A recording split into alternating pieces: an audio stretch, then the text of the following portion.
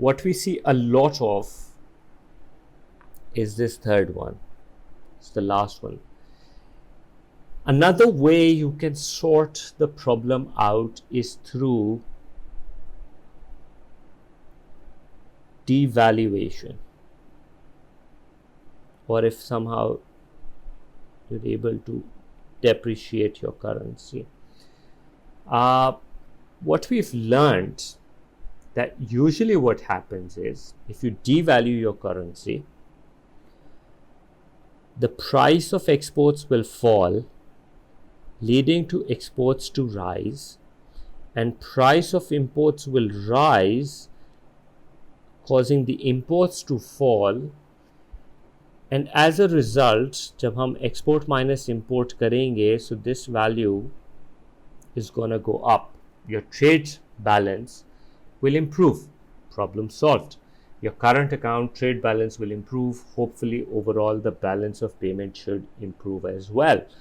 But the thing is, this part right here, whether exports increases or not, depends on certain reasons.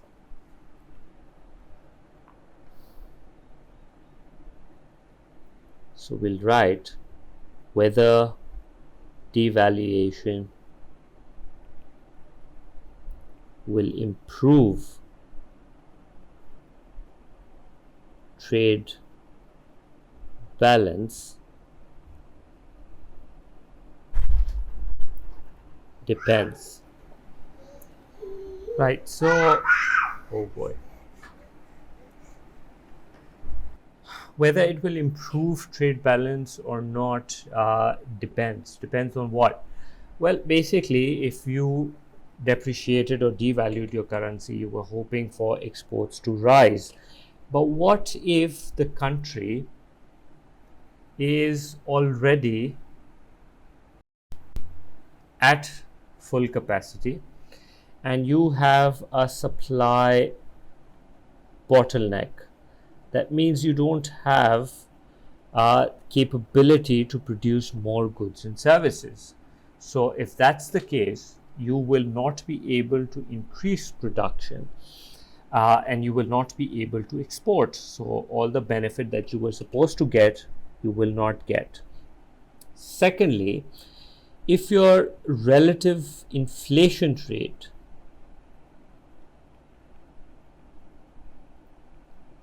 is higher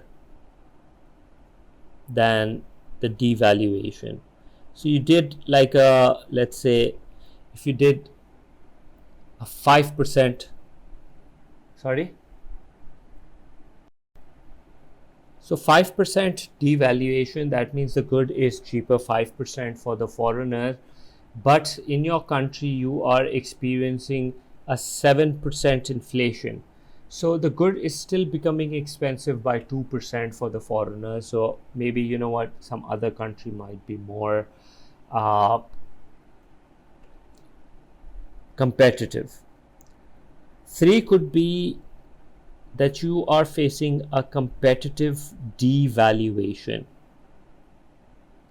A competitive devaluation is that you reduced your country's exchange rate by 5%, but now a competing country also reduces it by 5 or maybe more than that.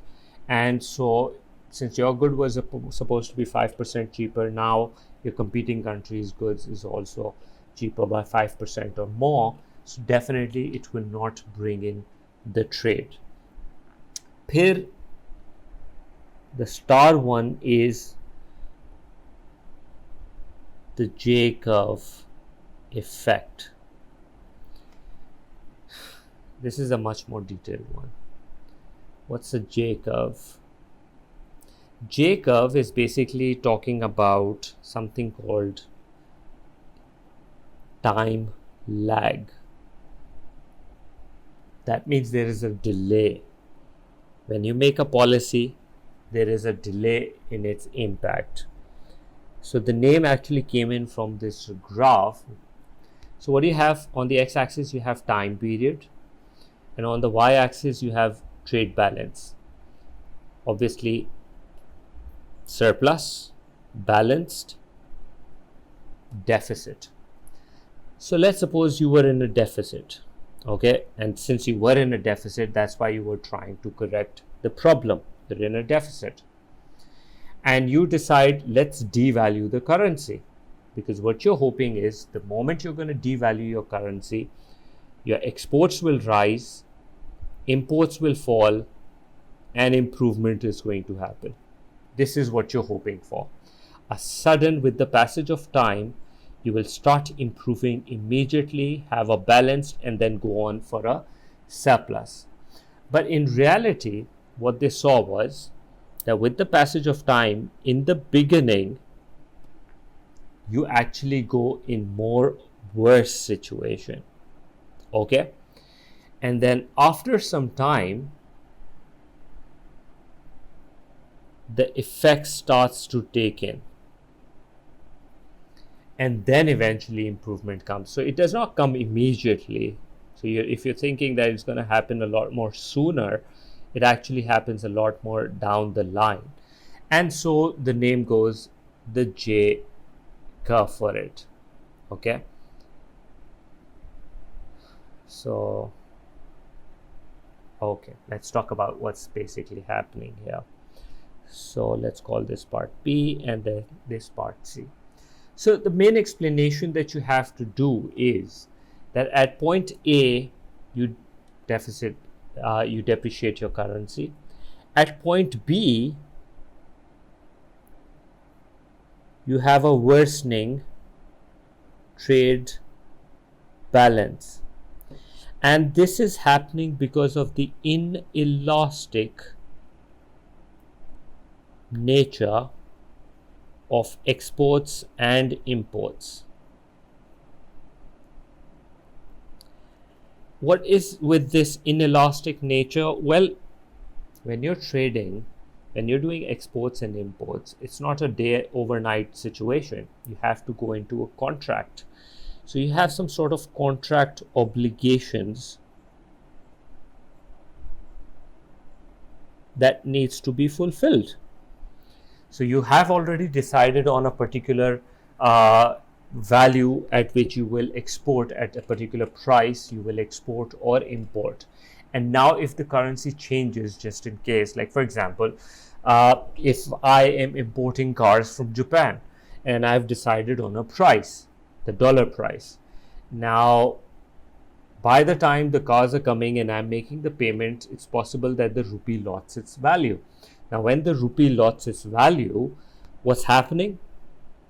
When I buy dollars, those dollars are going to cost me more.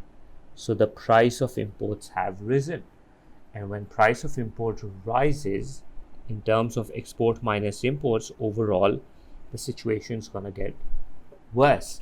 So we'll have to wait for these contractual obligations to end. So basically, in the short run, this is the short run time period. Instead of improvement, you actually go in the worsening effect. That's what B is telling us. What is C showing us? Well, C is showing up, is telling us about the long run. In the long run, the contractual obligations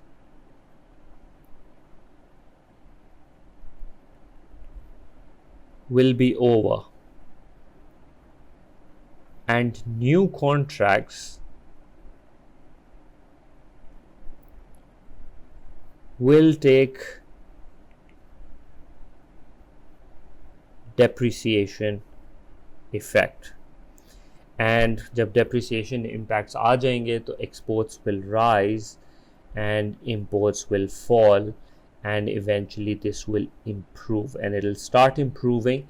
The reason I'm not saying surplus is because if you have a very large deficit, first you have lesser deficit, so there's an improvement till you get balanced, and maybe you might go into the surplus part. So this is what we mean by contractual obligations over here. तो ये तुम्हारा J curve है, and it would work the opposite way as well. That for example, if you had a, let's say, a surplus and you appreciated your currency, So instead of worsening, it will first, your trade balance will even further go up because of the contractual obligations, and then in the long run it will start to go down and eventually worsen. All right, so that would be an inverse J curve. That's the name for it. So J curve was our fourth thing. This fourth and the fifth one are basically, you can combine them as well from the conditional point of view. So Marshall and Lerner, the two economists, they suggested a condition. Marshall Lerner's condition. This takes elasticity into account. So according to them, the first condition is, if the good that you're exporting, uska PED, and the good that you're importing, uska PED, when you combine them together and you have a value greater than 1, that means it's an elastic situation. The sum of it, okay, is greater than 1. And according to them, if you devalue your currency, your trade balance will improve. Now, what's the logic behind it? Let's think about it. If PED of exports, the good that you're selling abroad, is a luxury good, okay, it has an elastic demand. So graphically, elastic means flat, and you're selling it at this price, this quantity, and you devalue your currency. When you devalue your currency, it's going to be cheaper for the foreigner. The price comes down. What happens to quantity? A humongous increase in the quantity. So what will that do? Well, the exports revenue is going to rise. Export revenue is going to rise. Similarly, if the good is imported and it's also elastic, okay, so much more flatter, and now you're importing it, and you were importing at this much quantity at this price. When you devalue your currency, for you that imported goods become expensive, so price goes up, a humongous fall in the quantity. As a result, the import expenditure that you were doing falls. So exports rise, import falls.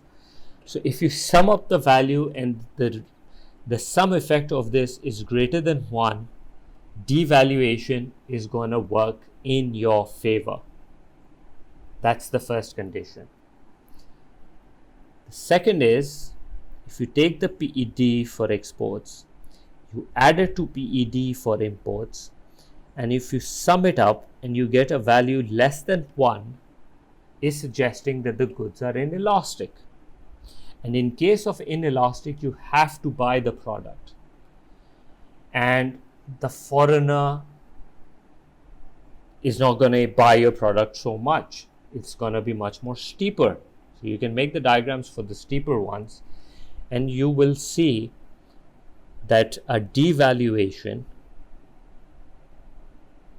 will actually worsen. Like, for example, we buy oil. Oil is inelastic in nature. If our currency becomes weak and we go to the international market, we're not going to buy too much less of oil. We're probably going to buy the same amount, a little lesser. So our expenditures are going to be really high. And the foreigners, they will find your product to be cheap, but since it's inelastic, the quantity is not going to improve by much. So overall, you will lose out on that.